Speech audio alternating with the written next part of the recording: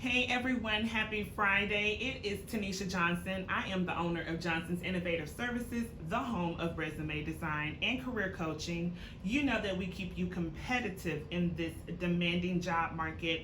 So guys, we received an overwhelming response in regards to our previous video. If you have not seen it, please check it out. It's in regards to your Texas workforce benefits. It is very vital that you make sure that you're doing your work search activities. So, like I said, if you haven't seen that video, please go check it out. It is very informative. I hope that it bless you. We just want to make sure that you are going to receive your benefits. Now, another cool thing, typically when I record my videos, to me this video is considered live, even though I didn't go via live on the platform. But this is a live video. I am going through the Texas Workforce Commission Work Search Activity Log with you, okay? So this is not, as far as structured as our other videos. So this one's like a freestyle. I'm from Houston, Texas, so it's like a freestyle here, okay? So we're gonna go over this important information because we received a lot of responses on, how should I fill out the work search activity log? And keep in mind, this information is on Texas Workforce Benefits, Texas Workforce Commission's website. And they actually have it on the main page of the website on important information regarding your work search activity log and just any other vital information that's needed to ensure that you receive your benefits, okay? So let's go ahead and get started. We're not gonna waste any more time.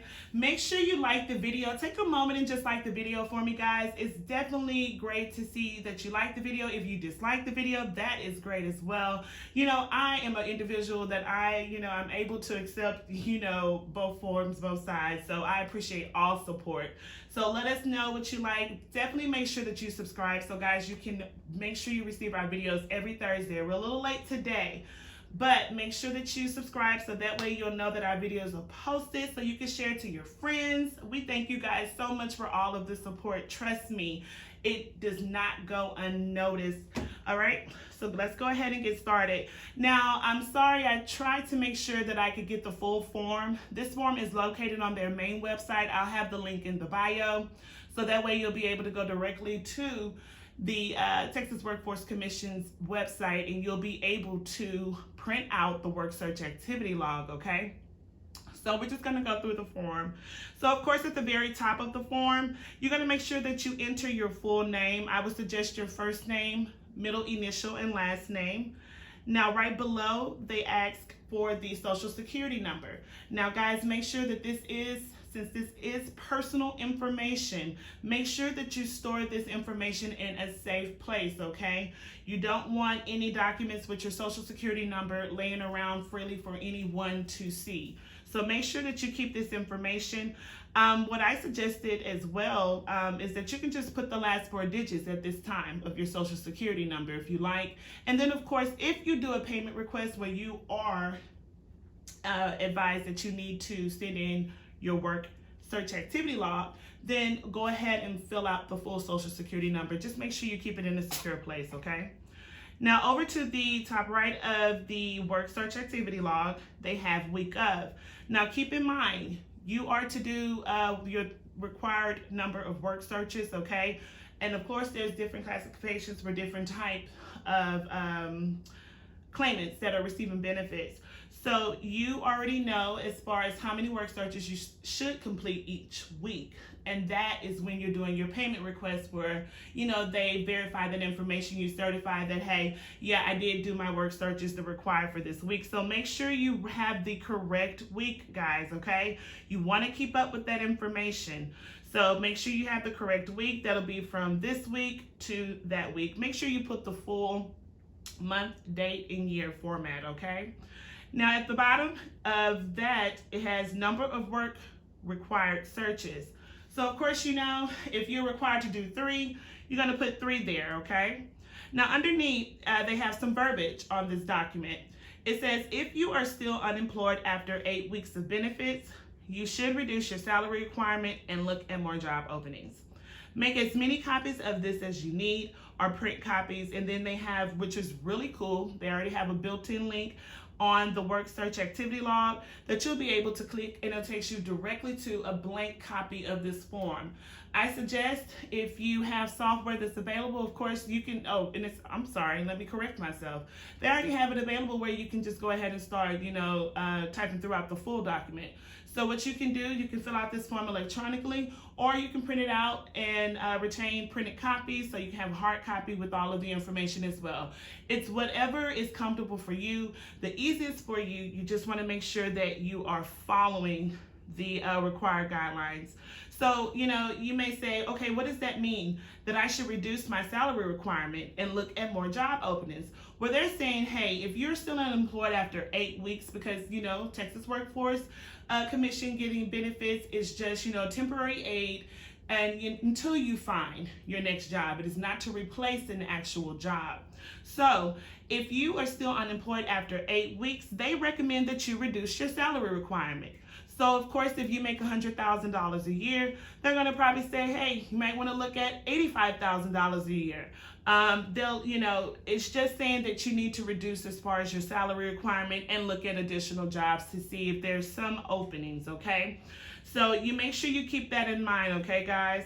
Now we're going to go ahead and get down to the nitty-gritty of the work search activity log. Now at this column, first column, and keep in mind that the remaining they have as far as up to, let's see, 1, 2, 3, 4, 5, I believe. So they give you enough fields for you to be able to, provide your information on the document. So first column, it says date, description of work search. Example, applied for jobs, submitted resume, attended job fair, interviewed, used workforce center, search online. Okay, so they give you an example of the date and the description of work search with the information they're looking for. So first column, it says date of activity. Of course, that is going to be the date that you applied for the job, the date that you submitted the resume, the date that you attended the job fair, the date that you interviewed, the date that you perhaps visited Workforce Center, whether that's going to be physically or virtually, okay, guys? Because I know a lot of vendors, especially here in Houston, Texas, they're doing virtual job fairs hosted by the Workforce Commission, and then a lot of other businesses, churches, that are getting together and doing virtual job fairs, and even drive-by job fairs where you literally stay in your car and you drive and you get direct contact with the company's contact, and then you show your resume, you interview. And I think that's really cool, guys, because we have to move with the times. We have to be innovative, creative. We cannot be the same. We have to innovate. So I think it's really cool, especially with the pandemic and how everything has changed. This is our new normal. Now, the next line is going to be the work search activity. Let me say that again. Work search activity. All right, so that is going to be as far as the type of activity. Did you apply for a job? Did you just submit an application, your resume? Was this a job fair? Did you go into the Workforce Center to receive as far as assistance? Did you interview? So that's going to be the activity type. Then underneath that last line in the very first column is going to be type of job. The type of job, if it's human resources, cashier clerk, receptionist, VP, controller, you're going to put that information there, okay? The type of job.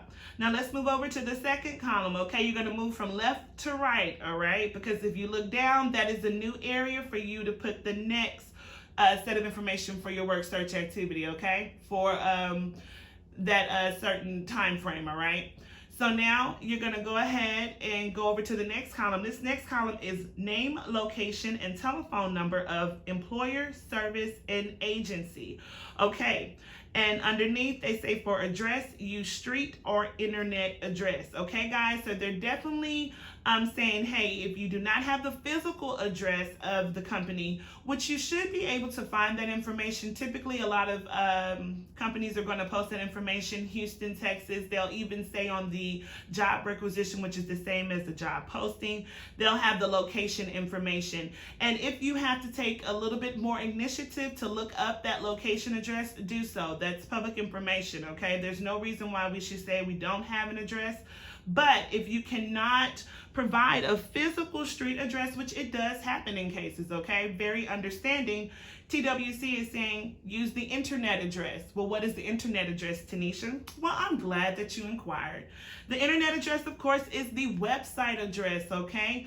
And make sure you have that information. So in this column for the name, of course, that is going to be the name of the employer, the service, or agency, okay? A lot of people, you either go through directly with employers, companies that are hiring, but they also have services and agencies, third parties that work closely with employers to either directly hire or, contingent employees or temporary hire. So if you use an agency, make sure you put their full name.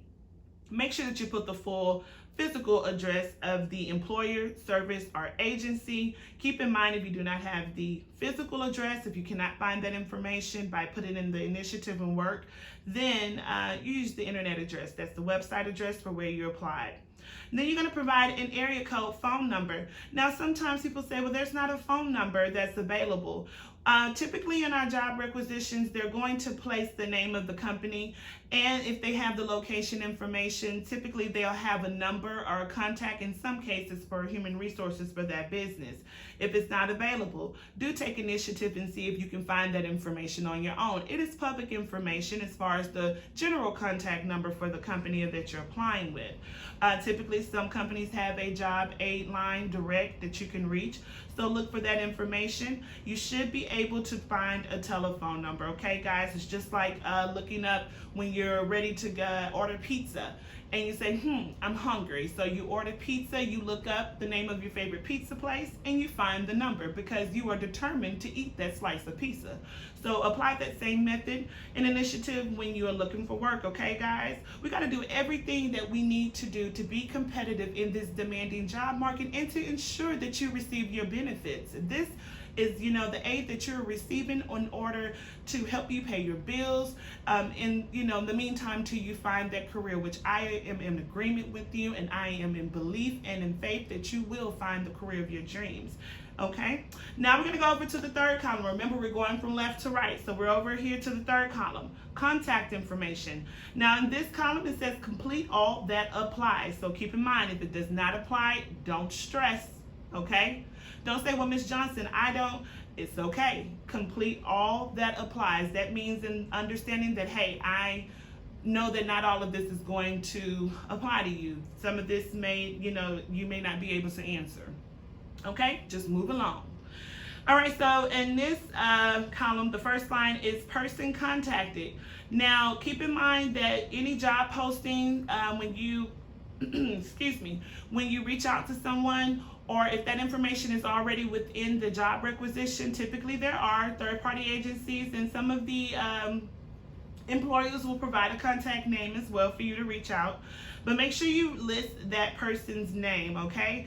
Now, if you say, hey, may I please have your name, and they don't want to give you the full name but give you Miss Jenkins, hey, do not beat up the person over the phone.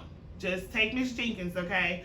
People are not required to give a full name, but you typically in certain cases they don't have a problem because they know that they're working with multiple individuals, so they try to make sure that they do give a full name as well. But if you get Miss Jenkins, put Miss Jenkins, okay?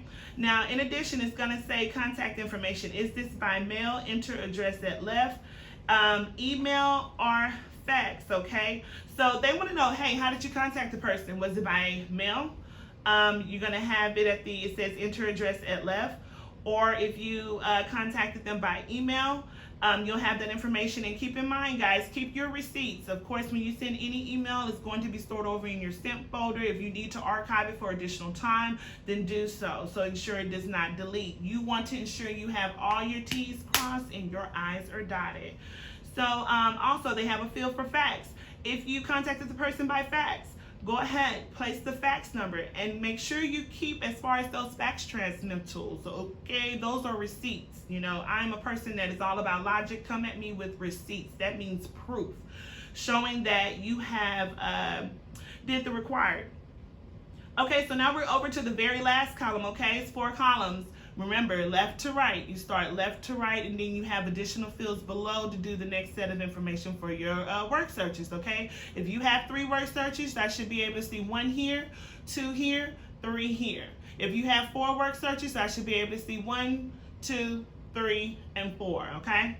So over here to the last, it is called results. Now they want to know, hey, what happened? You've done all of this work. You know, what's going on? What is the current status from applying for this position? So the last column, the first line is hired. Either you were hired or not hiring. Now, if you were hired, of course, they want the start date. Congratulations to you. I have faith and I am in agreement with you that you're going to be able to check the hire field and you're going to be able to put a solid date that you're going to receive, because you have received abundance in your career and you're about to start on your new journey, okay? Now, in some cases, some companies are not hiring, and we're not going to be sad about that, because when one door closes, another opens. Keep pressing forward and know that what is for you is going to occur, okay? Now, after that, it is application field, and then they also have a box for other, and I'm glad that they did this because not every scenario has the same result. So they understand that. They have, understanding and compassion. So in that other field, just briefly tell them the current status. Now, guys, I know definitely looking for a job is a job. I tell people all the time, but you have to have as far as the you have to have as far as the creativity, the drive, and determination to find your job and your career. You have to be competitive. That means if you apply for a job and it, let's say, has been past 24 to 48 hours, typically you should receive a confirmation from the employer that you've applied for the job. They may provide some additional information. Well, some people say, I just applied for the job and I'll wait for them to call me. And you can have that mindset, but I would recommend that you have the mindset of a winner and putting in work and understanding that, yes, you applied to the job. Check back with that employer within a few days to see as far as their current status. You can allow the 3 to 5 business days, okay, guys? Don't count the weekend, count if it's their business day, so business days. Allow that time frame. Check back, check your emails. Keep in mind, also check your spam folder in your emails to ensure that you are not missing on important information from employers that you have applied to. Look at the time frame. Since you have your work search activity log, you're able to see when you're applying for a job. So you can use that information once that time is exhausted. If you have not heard anything, then hey, you have the contact information right here on your phone, on your form.